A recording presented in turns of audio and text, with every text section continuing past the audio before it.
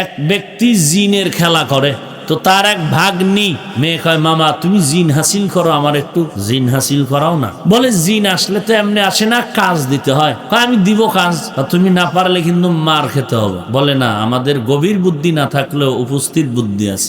ঠিক আছে যাও, অন্ধকারে একটা ঘরের মধ্যে বসে জায়নামাজে বসে অজু টজু করে বসবা, নিজের শরীর বন্ধ করে নিবা, এই মন্ত্র পড়বা, দেখবা এক তুফান ঘরের মধ্যে শুরু হয়ে গেছে, বুঝবা যে এই বাদশা এসে হাজির হয়ে গেছে। ঠিক মামার পরামর্শ নিয়ে মন্ত্র পড়লো। মন্ত্র পড়ার এক পর্যায়ে হঠাৎ তুফান শুরু হয়ে গেল। এর মধ্যে আসিয়েই সালাম দিল, আমাদের ডাকছো কেন?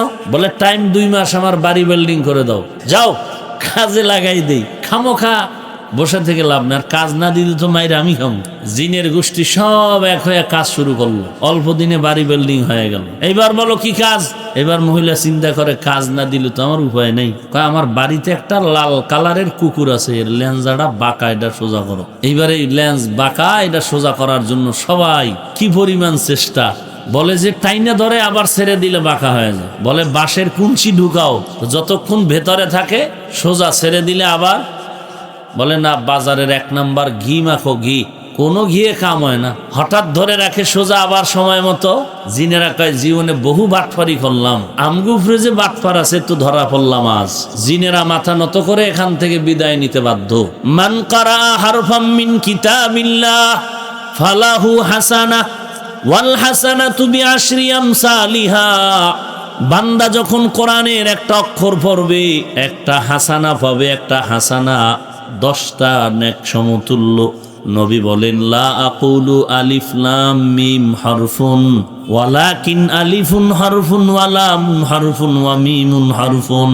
আমি নবী বলি না আলিফ লাম মিম 3টা মিলে একটা অক্ষর, বরং আমি নবী বলবো আলিফ আলাদা অক্ষর, লাম আলাদা অক্ষর, মিম আলাদা অক্ষর।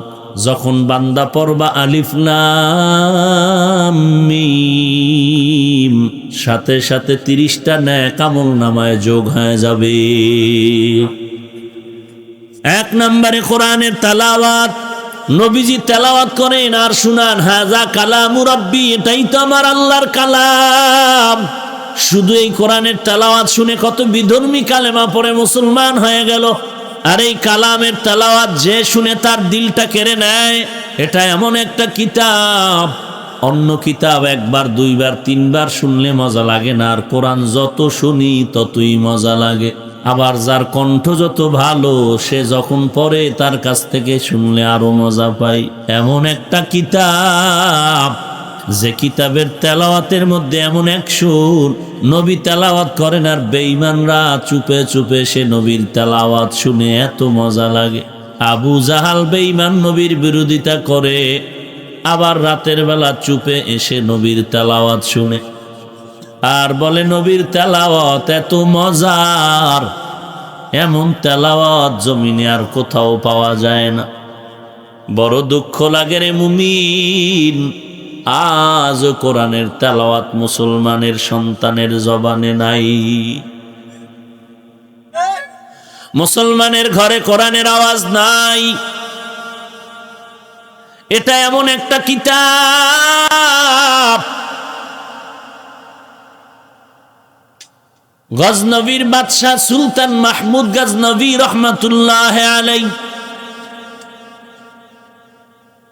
ইন্তেকালের পরে স্বপ্নের মাধ্যমে জিজ্ঞেস করা হলো কবরের কি হালাত। সুলতান মাহমুদ গজনবী বলেন, আলহামদুলিল্লাহ, আল্লাহ আমাকে মাফ করে দিয়েছেন। বলে কিসের বিনিময়ে আপনার মাফ হলো? বলে আমি আল্লাহর কিতাব কোরআনের আজমত আর আদব রক্ষা করার কারণে আমি নাজাত পেয়ে গেলাম। বলে কেমন সে ঘটনা? বলে আমি একদিন সফরে রওনা হয়ে গেলাম, রাতের বেলা কোথাও এক মেহমান হয়ে গেলাম। মেহমান হওয়ার পরে রাত্রি যাপনের জন্য ছোট একটা ঘরে আমাকে একটা থাকার রুম দিল। আমি যখন ঘুমাইতে যাই, তাকায় দেখলাম আল্লাহর কোরআন শরীফ তাকের উপরে রাখা আছে। আমি চিন্তায় পড়ে গেলাম, ছোট ঘরের মধ্যে তাক আবার নিচু, কোরআন শরীফ থাকবে। আমি ঘুমাইলে পা উঠে গেলে তো একটু বেয়াদবি হবে, কোরআন শরীফ অন্য রুমে রেখে দেই। সুলতান মাহমুদ বলেন, আমি কোরআনটা হাতে নিয়ে অন্য রুমে যখন রাখার জন্য যাচ্ছি, হঠাৎ আমার অন্তরের মধ্যে একটা দাগ কেটে গেল। এত সুন্দর দামি কিতাব আমি অন্য রুমে রাখার জন্য যাই, কারণ আমার ঘুমটা যেন আরামে হয়। এটা তো উচিত না, বরং কোরআন শরীফ কোরআনের জায়গায় থাকবে, প্রয়োজনে আমি অন্য রুমে গিয়া থাকব। আল্লাহর বান্দা বলেন, আমি কোরআনটা নিয়ে আবার পেছনে গিয়া জায়গায় রেখে দিয়া অন্য রুমে, যদিও আগের তুলনায় এই রুমের তুলনায় অন্য রুমের বিছানা ভালো না, আমি ওখানে গিয়ে এই রাত কাটালাম। এই যে কোরআনের মোহাব্বতে একটু সম্মান দেখাইলাম, এর বিনিময়ে আল্লাহ আমাকে মাফ করে দিয়েছে। বাখা করা কালামুল্লাহ বসনো কদিমাস্তি নইনো লিকুল্লি শাই ইনজিনাতুন ফিল ওয়ারা ওয়াজিনাতুল মারই তামামিল আদাবি আজ খুদা খাহি মে তৌফিক আদব বে আদব মাহরুম গাশত আজ ফজলে রা। প্রত্যেকটা জিনিসের সৌন্দর্য আছে, মানুষের সৌন্দর্যের নাম আদব। যার মধ্যে আদব নাই, ওই মানুষটা যত বড় শিক্ষিত হোক না কেন, কারো কাছে কোনো সম্মান নাই। আমার নবী ইব্রাহিম নবী দোয়া করলেন, আল্লাহ আমার বংশের মধ্য থেকে এমন একটা রসুল পাঠাও যে যোগ্যতায় 4টা দায়িত্ব পালন করবে। অতএব যদি বাবার যোগ্য সন্তান হয়, ডাক্তারের ছেলে যদি যোগ্যতার কারণে ডাক্তার হয়, কোনো দোষণীয় না। পীরের ছেলে যদি যোগ্যতার কারণে পীর হয়ে যায়, দোষের কিছু না। সহ্য করতে যারা পারে না, তাদের অন্তরে জ্বালা।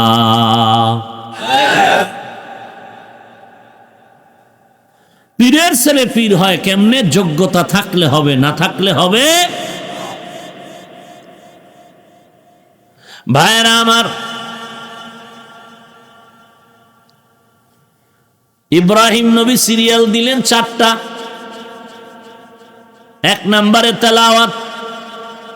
আল্লাহ বলেন নবীর 4 দায়িত্ব। 1 নম্বরে তেলাওয়াতে কোরআন। ইব্রাহিম নবী বললেন 2 নম্বর দায়িত্ব কোরআনের ব্যাখ্যা। আল্লাহ বললেন না, 2 নম্বর দায়িত্ব হবে আত্মা শুদ্ধ করা। কারণ কোরআনের ইলম, ব্যাখ্যা, তাফসীর, বালাগাত, ফাসাহাত, এটা অন্তরে ঢুকায় রাখার জন্য অন্তর পবিত্র দরকার। কারণ কোরআন তেলাওয়াত তো হিন্দুরাও পারে। বহু হিন্দু কবিরাজ আমি দেখছি কোরআনের আয়াত পড়ে পড়ে মানুষের রোগ ভালো করে দেয়। বহু হিন্দু কোরআনের আয়াত পড়তে পারে কি পারে না? পারে। কিন্তু কোরআনের ইলম আর ব্যাখ্যা যার সিনায় ঢুকানো দরকার এবং সেই অনুযায়ী আমল, এটা গুনাহগার অন্তরের মধ্যে থাকবে না। অন্তরটাকে পবিত্র করা লাগবে। ইব্রাহিম নবী বললেন আত্মা পবিত্র করবে 4 নাম্বার দায়িত্ব। আল্লাহ বলেন না, আত্মা পবিত্র করার দায়িত্ব হলো 2 নাম্বার। কারণ আত্মা পবিত্র যদি না থাকে, কোরআনের মতো দামি ইলমের নূর ওই সিনায় থাকবে না। এজন্য আল্লাহ পাক 4 নাম্বার সিরিয়ালটাকে 2য় সিরিয়ালে নিয়ে আসলেন, যে কোরআন তেলাওয়াতের পরে মানুষের অন্তর পবিত্র করা। قد أفلح المؤمنون قد أفلح من زكاها। যারা আত্মা পবিত্র করলো তারা কামিয়াব হয়ে গেল। নবী বলেন, বান্দা যখন গুনাহ করে, একটা গুনার কারণে কলবে একটা কালো দাগ পড়ে যায়। 2টা গুনাহ করার কারণে কলবের মধ্যে 2টা দাগ পড়ে যায়। বারবার গুনাহ করার কারণে কলবটা কালো অন্ধকার হয়ে যায়। এরে নবীর উম্মতের দল, এই কলব পরিষ্কার করার জন্য হাতিয়ার হলো দুইটা। এক কথায় বলা যায় আল্লাহর জিকির, আর জিকিরের ব্যাখ্যা নামাজ, জিকিরের ব্যাখ্যা তেলাওয়াত, জিকিরের ব্যাখ্যা আল্লাহর ইসমে আজমের জবাব করা, আল্লাহর নামের উচ্চারণ করা। কোরআন তেলাওয়াতের দ্বারাও কলবের ময়লা দূর হয়ে যায়। আল্লাহর নাম জপলেও বান্দার কলবের ময়লা দূর হয়ে যায়। এই কলব পবিত্র করা দরকার, আর এটা একা একা সম্ভব না। সাহাবায়ে কেরামদের আত্মা পরিশুদ্ধ হয়েছে আমার নবীর সোহবতের কারণে। আত্মা পবিত্র করতে হলে অবশ্যই কোনো না কোনো আত্মা পবিত্রওয়ালার সংস্রবে যেতে হবে। একা একা আত্মা পবিত্র করা সম্ভব না। ওয়ায়ুযাক্কিহিম, যাক্কা ইউযাক্কি, এই ফেল যেটা ফেলে মুতাআদ্দি, এটা এই শব্দটাই প্রমাণ করে যে এটা একা একা এই কাজ আর কর্তা মিলে কাজ সম্পূর্ণ করা যায় না, অন্যের সহযোগিতা নিতে হয়। শুধু কর্তা কাজটা কমপ্লিট করতে পারবে না অন্যের সহযোগিতা ছাড়া। যেমন 50 কেজির চালের বস্তা একা একা কি মাথায় উঠানো সম্ভব? আর একজনের সহযোগিতা লাগবে। তো আত্মা পবিত্র করা এটা একা একা সম্ভব নয়। যাদের আত্মা অন্যের মাধ্যমে পবিত্র হয়েছে তাদের মাধ্যমে আত্মা পবিত্র করতে হবে। বলে সাহাবায়ে কেরাম তো নবীর মাধ্যমে আত্মা পবিত্র করলেন, নবীজির সোহবত, আবার সাহাবায়ে কেরামের সোহবতে গিয়া তাবেঈনদের আত্মা পরিশুদ্ধ করলেন, আবার তাবেঈনদের সোহবতে গিয়া তাবেঈন আত্মা শুদ্ধ করলেন। অতএব বান্দা আলেম হও, মুফতি হও, মুহাদ্দিস আর মুফাসসির হওয়ার আগে আত্মা পবিত্র করার দায়িত্ব 2 নাম্বার। দুনিয়াতেও যারা উম্মতের দায়ী হবেন, উম্মতকে দ্বীনের পথে আহ্বান করবেন, তাদের 1 নাম্বার দায়িত্ব কোরআনের বিশুদ্ধ তিলাওয়াত, 2 নম্বরে আত্মাকে পবিত্র করতে হবে। আমি কোরআনের তেলাওয়াত করলাম, এরপরে এখন বয়ান করতেছি কি বিষয়? জান্নাতের পথে যাবেন, জাহান্নাম থেকে বাঁচবেন। কিন্তু আমার অন্তরে যদি ময়লা থাকে, মানুষ পীরের কাছে যায় আত্মা পবিত্রের জন্য, কিন্তু যাইতে গিয়া যদি ভণ্ডের কাছে যায় তাহলে আত্মা তো পবিত্র হবেই না, বরং আরো ময়লা জমবে। লঙ্গির মধ্যে গোবর লাগছে, গোবর লাগেনি অনেক সময়, এখন এই গোবর পাক না না পাক বলেন? এটা পরিষ্কার করা লাগবে কিনা? কি দিয়া করবেন বলেন? পানি। কেউ বলে ভাই পানি তো প্রস্রাবও পানি, তো প্রস্রাবের পানি দিয়া ধুইয়া দাও, তাহলে পাক হলো না আরো না পাক হয়ে গেল? ঠিক তেমনি ভাবে যারা ময়লা অন্তর নিয়ে ভণ্ডের কাছে যায়, প্রস্রাব দিয়া গোবর ধুইলে যেমন না পাক ছড়ায় যায়, একটা ভণ্ড বদমাশের কাছে গেলে মানুষের অন্তরে গুনাহ আরো ছড়ায় যায়। অতএব যে কোনো একজন আল্লাহ ওয়ালার কাছে যাওয়ার আগে দেখতে হবে তার কোরআন শরীফ শুদ্ধ তেলাওয়াত আসেনি। 2 নম্বরে তার আত্মা পবিত্র নেই। আত্মা পবিত্র হবে কেমনে? গুনাহ করলে না না করলে? এখন বলেন, বেপরদায় চলা সওয়াব না গুনাহ? গান বাজনা করা শোনা এটা সওয়াব না গুনাহ? দাড়ি কাটা বলেন, গাঞ্জা খাওয়া, মদ পান করা গুনাহ। স্বর্ণের আংটি, স্বর্ণের চেন গলায় লাগানো পুরুষের জন্য গুনাহ। এখন যদি দেখেন পীর সাহেব বেপরদায় চলে, দাড়ি নাই, টুপি নাই, নামাজ নাই, পর্দা নাই, নেক কাম করে না গুনাহ, গুনার দ্বারা আত্মা পাক না নাপাক? তাহলে এমন নাপাক পীরের কাছে যান কেন? বুঝতে হবে ওই পীরের উদ্দেশ্য খারাপ, আপনার উদ্দেশ্যও খারাপ। আপনি যান পীরের কাছে ধনী হওয়ার জন্য, পীরও আপনার থেকে হাদিয়া নিয়ে ধনী বানায় দিবে জিনের তাবিজ দিয়া। আপনার দিলের খবর মাঝে মাঝে বলে দেয়। আপনি তো মনে করেন এটা তো মহা একজন বুজুর্গ, দিলের খবর বলে দিল। আমি সকালবেলা ম্যাডামের সাথে ঝগড়া করছি, আমার পীর বাবায় জানলো কেমনে? তাহলে এটা শুধু আমার বাবা না, এ বাবা আমার কাবা আর কাবা। আপনি নাউজুবিল্লাহ বললে কি হবে? মহা পবিত্র আজিমুশান ওরস মোবারক। দেখেন না চাঁদপুর থেকে কি পরিমাণ বাসে ব্যানার লাগায় দৌড়ায়? কি চাঁদপুরে নাই? আপনাদের এত অঞ্চলে নাই? মহা পবিত্র আজিমুশান বাসরঘর, অরস মোবারক। অরস মানে বাসরঘর, বুঝেন নাই? আল্লাহ মাফ করুক। আর সামনে বাড়া যাবে না এই বিষয়। কারণ এক ব্যক্তি জিনের খেলা করে, তো তার এক ভাগ্নি, পুরুষ না মেয়ে, মেয়ে কয় মামা তুমি জিন হাসিল করো, আমার একটু জিন হাসিল করাও না।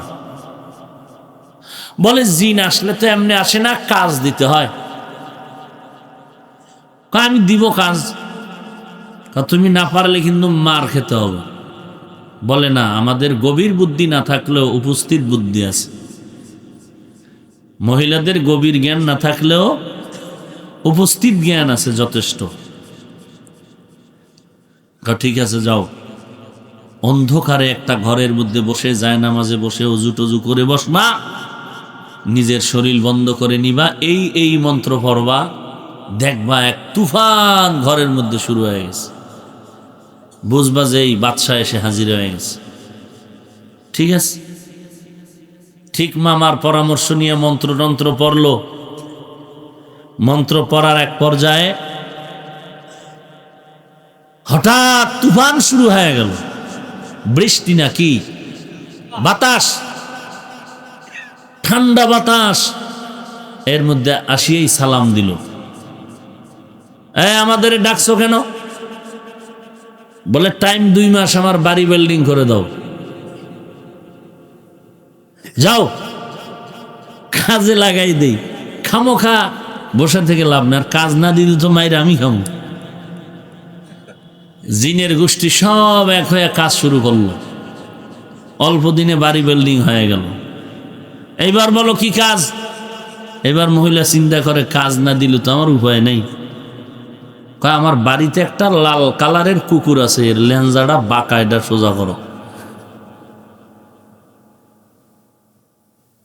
এইবার এই লেন্স বাঁকা, এটা সোজা করার জন্য সবাই কি পরিমাণ চেষ্টা। বলে যে টাইনে ধরে আবার ছেড়ে দিলে বাঁকা হয়ে যায়। বলে বাঁশের কুঞ্চি ঢুকাও, তো যতক্ষণ ভেতরে থাকে সোজা ছেড়ে দিলে আবার। বলে না, বাজারের 1 নাম্বার ঘি মাখো, ঘি। কোনো ঘিয়ে কাম হয় না। হঠাৎ ধরে রাখে সোজা, আবার সময় মতো। জিনেরা কয় জীবনে বহু বাটফারি করলাম, আমগো উপরে যে বাটফার আছে তো ধরা পড়লাম আজ। জিনেরা মাথা নত করে এখান থেকে বিদায় নিতে বাধ্য। তো আমি যে কথাটা বুঝাইতে চাই, যাদের দিল বাঁকা হয়ে গেছে ভণ্ডের দরবারের তবারক খাইয়া, এদের দিল বাঁকা না সোজা। এর যতই কোরআন হাদিসের ঘি লাগাইবেন, এর লেন্স আর সোজা হবে। অতএব ওদের নিয়ে আমগো ভাবনার টাইম নেই, আমগো এবাদতের সময় যায়। ওদের নিয়ে না ভেবে ওই পরিমাণ দরুদ পড়ি, কোরআন পড়ি, সওয়াব হবে। বাকি সুযোগ পাইলে 2-1 কথা বলবো শালীনভাবে, তবে হেদায়েত পাবে কিনা অসম্ভব। কারণ বেয়াদবের হেদায়েত খুব কঠিন, আর রসুলের সাথে যদি বেয়াদবি করে তো আরো কঠিন। এজন্য আত্মা পবিত্র করতে হলে একা একা সম্ভব। কথার কথা ধরে নেন, আমাকে আপনারা মোহাব্বত করেন, আপনাদের ধারণা হাফিজুর রহমান খুব ভালো মানুষ, টুপি আছে, দাড়ি আছে, নামাজ আছে, পর্দা আছে, কোরআন আছে, চমৎকার বয়ান, সবকিছু ঠিক। কিন্তু আমি কি জানি, আমি আল্লাহর কাছে সব থেকে বড় অপরাধী।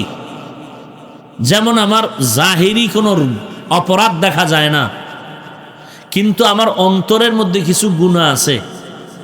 যেমন আমি মনে করি আমার থেকে বড় বক্তা কেউ নাই, এটা কবিরা গুনাহ। আমি মনে করি অন্যরা সব ছোট, আমার থেকে নিচে, এটাও কবিরা গুনাহ। আমি অন্যের ভালো সহ্য করতে পারি না, এটাও কবিরা গুনাহ। আমি ঘরে বসে অনেকের নাম নিয়ে দোষ চর্চা করি, এটাও কবিরা গুনাহ। ছোট না বড়? বলেন না কেন? তাহলে আমি সব ঠিক থাকার পরেও কি আমার গুনাহ আছে না নাই? ছোট না বড়? এই গুনাহ কই আছে? আমার অন্তরে। এই অন্তরের এই গুনার চিকিৎসা কে করবে? আমি তো মনে করি আমার থেকে বড় কেউ নাই, তো আমারে চিকিৎসা কে করবে? বলে তুমি যখন নত হইয়া কোনো একজন আল্লাহওয়ালার কাছে যাইবা, একজন খাঁটি আল্লাহর গোলাম তাকওয়াওয়ালার কাছে যাইবা, তখন তুমি তাকে মানবা। মানতে গেলে তিনি তোমাকে ঔষধ দিবে রুহানিয়াতের। ওই ঔষধ যখন সেবন করবা, তখন তোমার এই অন্তরের এই রোগগুলো দূর হয়ে যাবে। এটা একা একা সম্ভব না, বরং একা একা যতই আগাচ্ছি অহংকার বাড়তেছে। কিন্তু যখন একজন মুরব্বীকে আমি মেনে চলব, তখন সে আমাকে যে কথাটা বলবে আমি তার কথাটা মূল্যায়ন করব।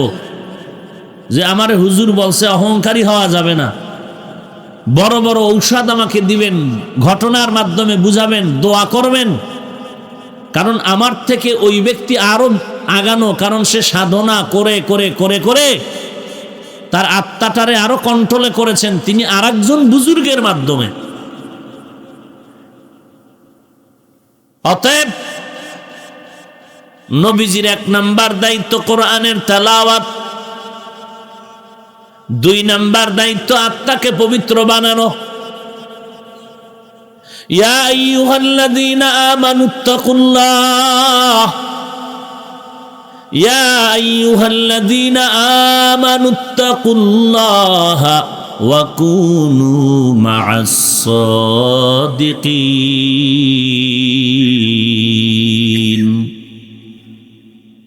আল্লাহ তাআলা বলেন আমাকে ভয় করো এবং যারা আমার খাঁটি বান্দা ওলিয়ে কামেলেদের বন্ধু হয়ে থাকো।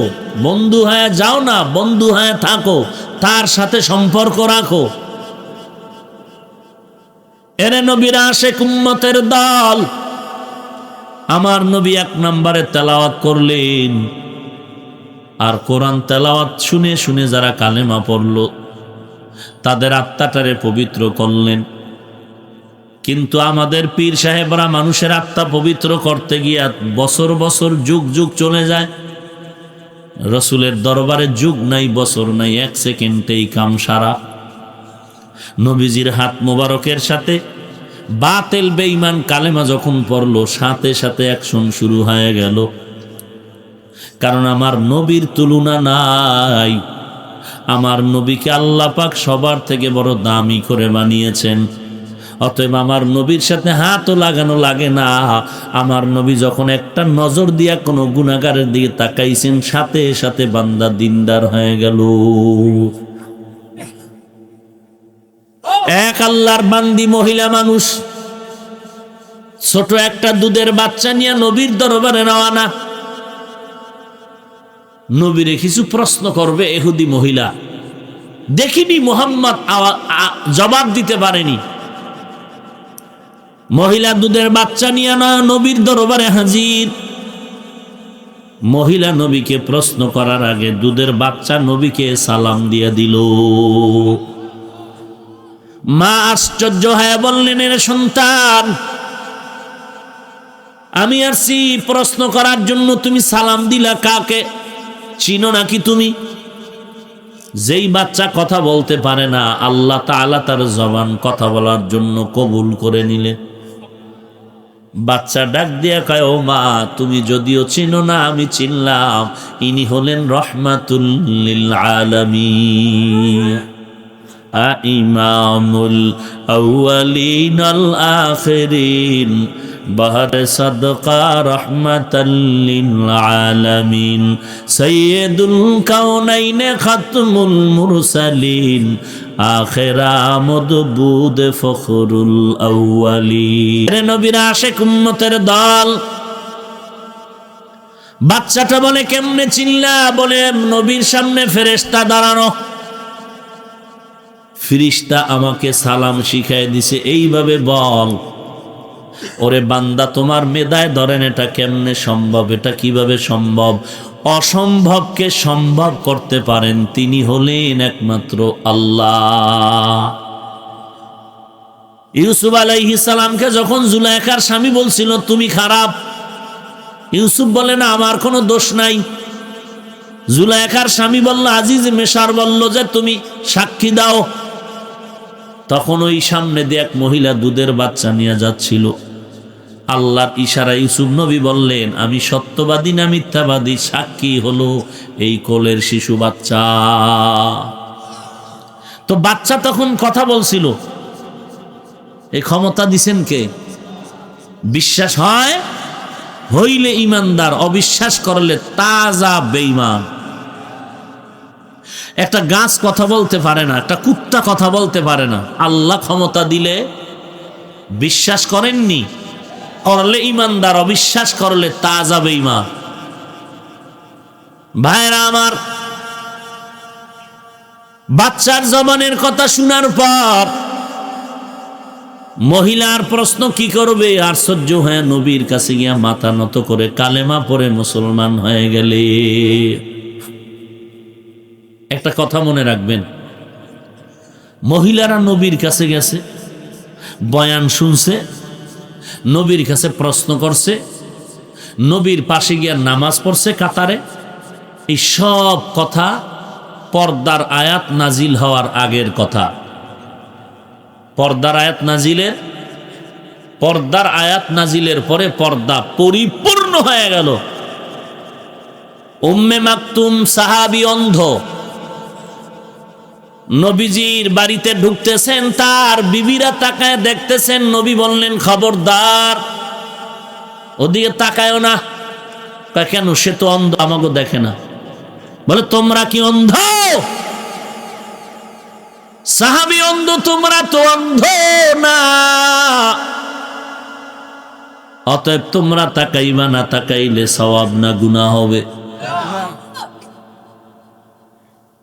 এরে নবীর উম্মতের দল, এরপরেও যদি কিছু থাকে সেটা নবীর জন্য স্পেশাল পাওয়ার, উম্মতের জন্য না। এই জন্যই তো নবী বলছেন, তোমরা কোরআন মানো আর সুন্নত মানো, কোরআন মানো আর সুন্নত মানো, হাদিস মানো বলেন নাই। কারণ তুমি হাদিসের কোন সাইড মানবা, কোন সাইড মানবা না, এটা নিয়ে তুমি ঝামেলায় পড়ে যাবে। কারণ হাদিসের মধ্যে অনেক কথা আছে যেটা নবীর জন্য নির্দিষ্ট, উম্মতের মানার কোনো সুযোগ নাই। নবী দাঁড়াই একবার প্রস্রাব করেছিলেন, ঠেকায় পরে উম্মত করবে। তা কেন? আপনি যদি বলেন হাদিস আছে আমিও করি, এটা হলো অতি চালাক। চালাক ভালো, অতি চালাক বেয়াদব। চালাক ভালো, অতি চালাক। নবী 11টা বিয়া করছে, তোমরাও করো। কেন? হাদিসে আছে। এজন্য নবী বললেন, সুন্নাত মানো, আলাইকুম বিসুন্নতি ওয়া সুন্নাতিল খুলাফাইর রাশিদিন আল মাহদিয়িন। শুধু আমার না, আমার খোলাফায়ে রাশিদিনের তরিকাও মানো। শুধু নবীর সুন্নাত না, খোলাফায়ে রাশিদিন তাদের সুন্নত মানো। অতএব আমরা যারা 20 রাকাত তারাবি পড়ি, নবীজির এটা সুন্নত না, এটা সাহাবায়ে কেরামের আমল। বুঝেন না কথা? আমরা সাহাবাদেরকে মানি কি মানি না? এজন্যই আমাদের হেডিং হলো আমরা আহলে সুন্নাত ওয়াল জামাত। আমরা নবীর সুন্নত মানি, সাহাবায়ে কেরামের জামাত কেউ মানি। এজন্য আমরা আহলে সুন্নাত ওয়াল জামাত। নবী তারাবি পড়ছেন জীবনে একবার, আমরা পড়ি বারবার।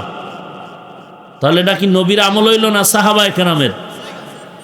নবী তারাবি পড়ছেন জীবনে একবার, পুরা রমাজান পড়েননি, আমরা পুরা রমাজান পড়ি।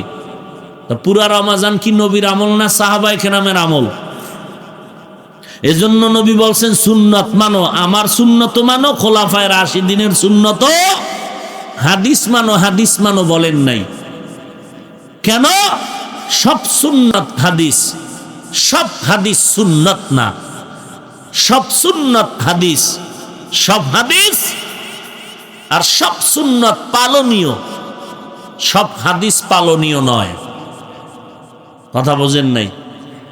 উম্মত মানবে কি হাদিস না সুন্নত? সুন্নত সব হাদিসে আছে না নাই? আছে না নাই? অতএব সব হাদিস মানা যাবে না, কারণ নবীজির স্পেশাল কিছু পাওয়ারের কাজ ছিল, হাদিসে উল্লেখ আছে, ওটা নবীর জন্য নির্দিষ্ট, উম্মতের জন্য নয়।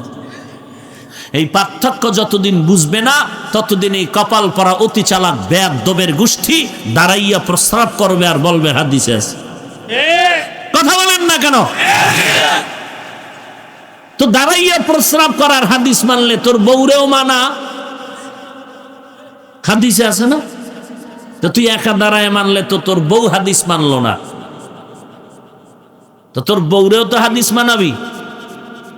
কপাল পরা বাটপার। নবীর এক নাম্বার দায়িত্ব কোরআনের সহি তেলাওয়াত, 2 নম্বরে আত্মা শুদ্ধ করা।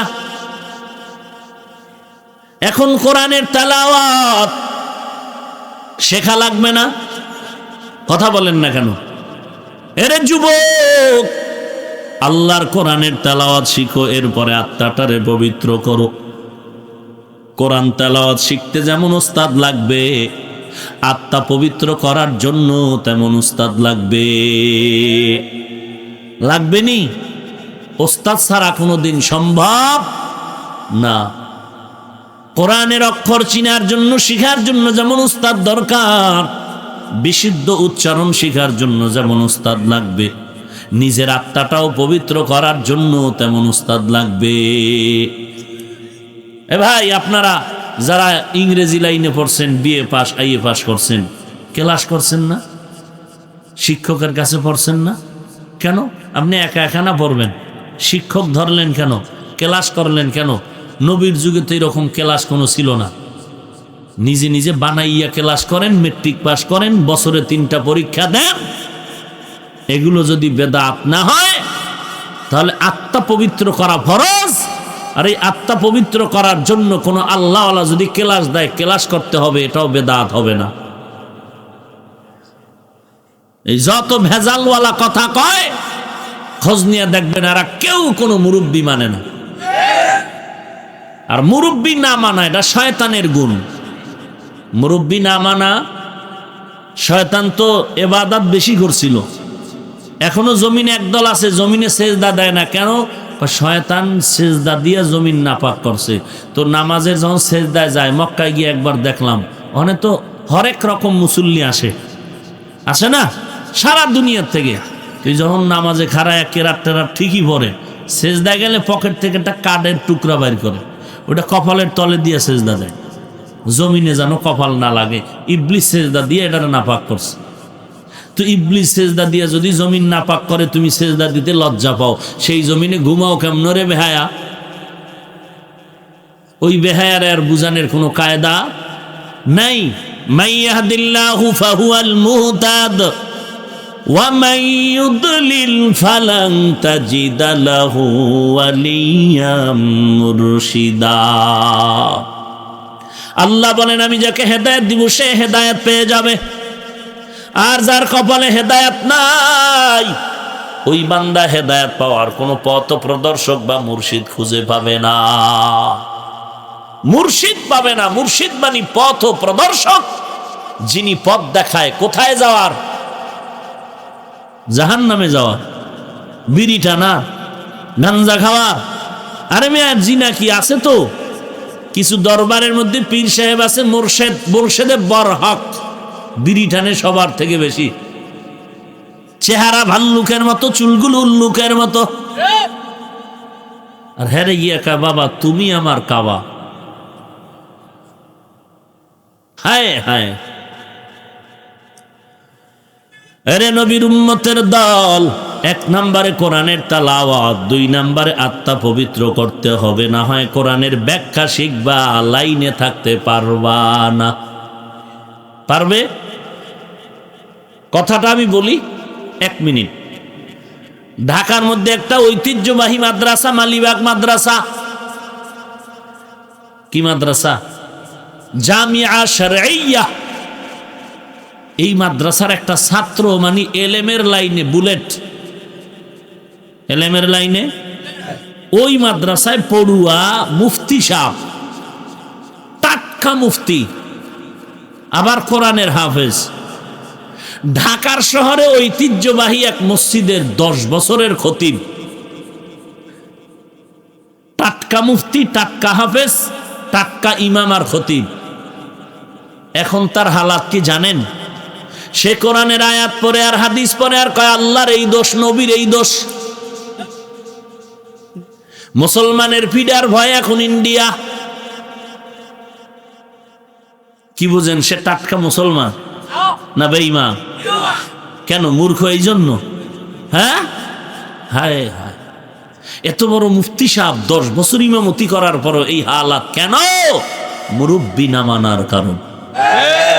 মুরব্বি না মানা কার গুণ? আল্লাহ কইছিল আদম রে সেজদা কর, ইবলিস ওখানে যুক্তিবাদী হয়ে গেছিল, বলে আনা খায়রুম মিনহু, আমি তার থেকে ভালো, আমি ওর কাছে মাথা নত করব কেন? আমি সভাপতি, আমি ইমাম সাহেবের কাছে গিয়ে যদি কই হুজুর আমার আত্মাইয়া তো ঠিক আছে নি, তা আমার সভাপতির পজিশন আর ঠিক থাকে? এই ভুলেই নামাজ পড়ুন, তারপরও মাথা নত করা যাবে না। টাটকা শয়তান। কথা কন না কেন? হ্যাঁ ভাইরা আমার, রাগ করতেছেন আপনারা? এই উডো খা, এই কই যাও? এত হলে ডিল হয়ে গেছে সব। বাহ, একসাথে যাবো। বাহ, কি আমার লাগে যাইবেন? আল্লাহ কবুল করেন। এইরকম জামুক হয়েই তো প্যাঁচ লাগাইছে। ভণ্ড কইছে যাবি, কা জামুক ল গিয়েই হ্যাঁ তবারকার গাঞ্জা খোরের আসর। জামু বললেই যাওয়া যাবে না, চিন্তা ভাবনা করে কদম দিতে হবে। কথা ঠিক নেই? যুবকরা ঘুমাও, তোমরা জাতির ভবিষ্যৎ, জাতি তোমাদের থেকে অনেক কিছু চায়। তোমরাও তো নিয়ত করে আসো, যা চাও তাই দিব। বিড়ি 1 নাম্বার হাদিয়া, এরপরে ইয়াবা, এরপরে বাবা। হায় হায় যুবক, নবীজি বলছেন যুবকের দ্বারা ইসলামের খেদমত বেশি হয়েছে। এ যুবক, তোমার আমার মতো যুবক সন্তান এখনো তাকায় দেখো, স্কুলে পড়ে, কলেজে পড়ে, 1 ওয়াক্ত নামাজ বাদ দেয় না। মিথ্যা বলিও না, আছে না নাই? কিয়ামতের দিন যদি তাকে দাঁড় করায় বলে এই বেটা ও পড়লো তুই পড়লি না কেন, তখন কেমনে কি জবাব দিবা? এরে যুবক, আল্লাহর গোলাম, তোমার আমার মতো যুবক র্যাব, আর্মি, পুলিশ, বিডিআরের চাকরি করে, 1 ওয়াক্ত নামাজও বাদ দেয় না। আছে না নাই? ও বাবা, তুমি কেন পারবা না?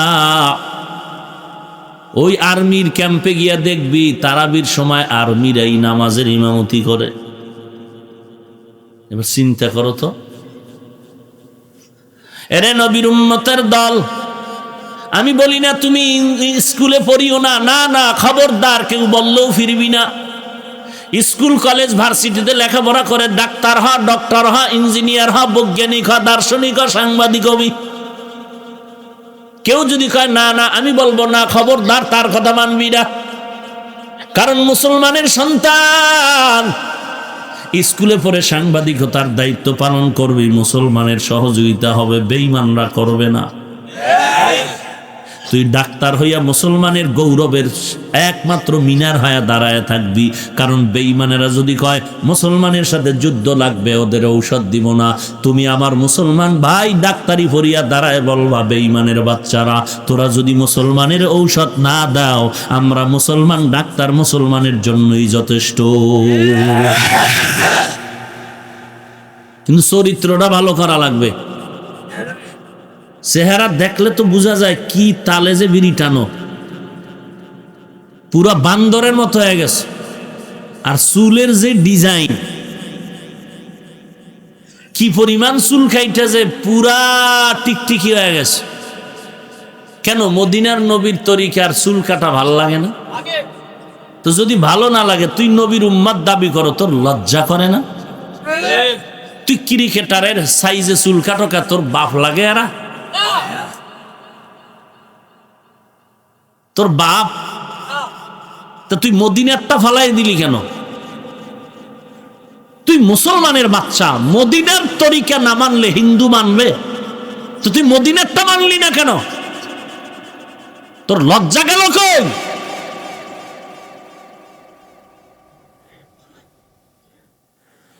দুনিয়ার কোন বিধর্মীরা তো নবীর আদর্শ মানবে না মুসলমান ছাড়া, অথচ তুমি মুসলমান সন্তান। দেখো তোমার মতো যুবকই ঠিক চুলগুলো নবীর তরিকায় কাটে, স্কুল কলেজে পড়ে, আছে না নাই? পাগড়িও পাগড়িওয়ালা নাই? জগন্নাথ বিশ্ববিদ্যালয়, জাহাঙ্গীরনগর বিশ্ববিদ্যালয়, ঢাকা কলেজে গিয়ে দেখ, একটা কলেজের ছাত্রের দিকে তাকায় দেখবি মনে হয় যেন বাইতুল মোকাররমের খতিব। তুমি পারো না কেন? আল্লাহর কাছে তওবা করে নাও। ও আল্লাহ, এক নম্বরে নবীজির দায়িত্ব আমাদের উম্মতের উপরে আছে। নবীর ওই দায়িত্বগুলো নবী আমাদের কাছে রেখে গেলেন, আর নবী আসবে না। ও আল্লাহ, আজকে থেকে তওবা করলাম, আর কোরআন তেলাওয়াত ভুলবো না। মাবুদ, তুমি আমারে তৌফিক দাও। দৈনিক 1 ঘন্টা সময় দিবি। দৈনিক কয় ঘন্টা? তো 24 ঘন্টা থেকে আর থাকলো কত? 23 ঘন্টা তোর মনের যা চায় তাই কর, খোদার লগে যোগাযোগ কইরা। শুধু 1 ঘন্টা দিবি মসজিদের ইমামের কাছে, ফজরের পরে দে অথবা ঘুমের আগে এশার পরে দে, শুধু কোরআন শরীফ পড়ার জন্য। 2 মাস টাইম, আল্লাহর রহমতে 2 মাস 1 ঘন্টা করে যদি দাও, ইনশাআল্লাহ তুই খুব দ্রুত গতিতে কোরআন শিখে ফেলবি। ফজরের পরে দিতে পারো, অভ্যাস করো। তুমি দুনিয়ার লাইনে পরীক্ষা দেওয়ার জন্য, লেখাপড়ার জন্য ঘুম নাই, রাত নাই, ভোমানে দৌড়াচ্ছ, তো আল্লাহর কোরআনের জন্য 1 ঘন্টা কেন দিবা না? ফজরের পরে দাও। যদি ব্যস্ততা থাকে, ঘুমের আগে এশার পরে দাও, যে ইমাম সাহেব হুজুর আমাকে 1 ঘন্টা টাইম কোরআন শিখান। তুমি ইমাম সাহেবের হাদিয়া দেওয়া লাগলে দাও কিছু। ইংরেজি ধাক্কানের লেগে কত টাকাই না ব্যয় করলা, খোদার কোরআনের জন্য কিছু দাও। সেখানে তোমার প্রশ্ন কেন? এটাই তো দিলের মোহাব্বত। 1 নম্বরে কোরআনের তেলাওয়াত, 2 নম্বর দায়িত্ব তোমার আত্মা শুদ্ধ করা লাগবে। আর আত্মা যদি পবিত্র বানাইতে চাও, একজন খাঁটি তাকওয়াওয়ালা আল্লাহর ওলিদের সাথে সময় দিতে হবে। খাঁটি আল্লাহওয়ালা নাই এদেশে? এদের কাছে সময় দাও, এদের পরামর্শ নিয়ে চলো, দেখবা নেক আমল করা সহজ হয়ে যাবে। আল্লাহ আমাদের তৌফিক দান করেন। আরো জোরে বলেন জীবনে আর নামাজ ছাড়বা? তো যারা এই যে এখনই তো মোনাজাত, আর কেউ বয়ান করবে? কথা বলেন, এখনই তো এশার আজান হবে। দেখ মনে আমি বাইরে হওয়ার মধ্যে যে কি একটা হুলস্থুল শুরু হয়ে যায়। এশার নামাজ পড়া লাগবে না? হুজুর ফজরই পড়ি নাই, এশা পড়বো কখন? ফজর পড়ি নাই, জহুর পড়ি নাই, আসর পড়ি নাই, মাগরিব না, এশা তো পরে বাড়ি যেয়ে পড়ো। চিন্তা করছেন? কি কয় বাড়ি যেয়ে পড়বেন? না খাওয়ার বাহানা, ভাজা মাছের ঝোল। আহা, এশার নামাজ পড়বেননি কালকে? এখানে পড়ে যাবেন, এই মিথ্যা ওয়াদা করবেন না, খবরদার। এখানে আজান হবে, নামাজ পড়ে যাবেন। তওবা করেন, আর নামাজ বাদ দিব না। আজকে একটু কষ্ট হবে। ও যুবক, আমিও তো তোমার মতো এক যুবক। তোমার ডানে বামে তাকায় দেখো কত যুবক আছে এই ঠান্ডা পানি দিয়া অজু বানাইয়া 5 বেলার নামাজ পড়ে, কোনো কষ্ট নাই। একটু ওর দিকে তাকায় দেখো, ওই বাচ্চারা, ওই যুবক পারলে তুমি কেন পারবা না? তুমি কি ভাবছো আরো 20 বছর বাঁচবা, এরপরে মরবা? না না, এখন বসছো, দাঁড়াবার গ্যারান্টি নাই, দাঁড়াইছো, হাঁটার গ্যারান্টি নাই, হাঁটতেছো, ঘর পর্যন্ত যাওয়ার গ্যারান্টি নাই। কতজন ঈশা কান্দে ওয়াজে আসার সময় রাস্তা অ্যাক্সিডেন্ট হয়ে মারা গেছে, মোনাজাতের পরে যাওয়ার সময় মারা গেছে। তুমি যে আজকে বাড়ি যাইবা, মাকে টেলিফোন করছো, মা আমি আসতেছি, বয়ান শেষ। কিন্তু আমার আল্লাহর আদালতে যদি থাকে তুই লাশ হইয়া যাবি, কিছু করার নাই। অতএব তওবা করেন রে যুবক, মাথা নষ্ট হয় নাই, পাগল হইয়া যাই নাই। আল্লাহর কোরআন সত্য, নবীর কথা সত্য। একটা গুনাহগার হয়ে কবরে গেলে কবর হবে জাহান্নামের টুকরা, সহ্য করতে পারবি না। অতএব আল্লাহর কাছে তওবা কর, আর নামাজ ছাড়বো না, আর নবীর গালি দিব না, নবীর তরিকার বাহিরে চলবো না, আলেম ওলামাদের বিরোধিতা করব না, মা বাবার খেদমত করব, সহিভাবে কোরআন পড়ব, নবীর তরিকায় চলবো, তাকওয়াওয়ালা আল্লাহওয়ালাদের সোহবত নিয়ে চলবো। রাজিয়া শুনি? যদি মুনাফিকি না থাকে, খাঁটি তওবার নিয়ত থাকে, হাত দেখায় দাও। আয় আল্লাহ সবার হাত কবুল করে নেন, আমাদের তওবা কবুল করে নেন, তওবার উপরে মজবুত হয়ে চলার তৌফিক দান করেন, আমিন।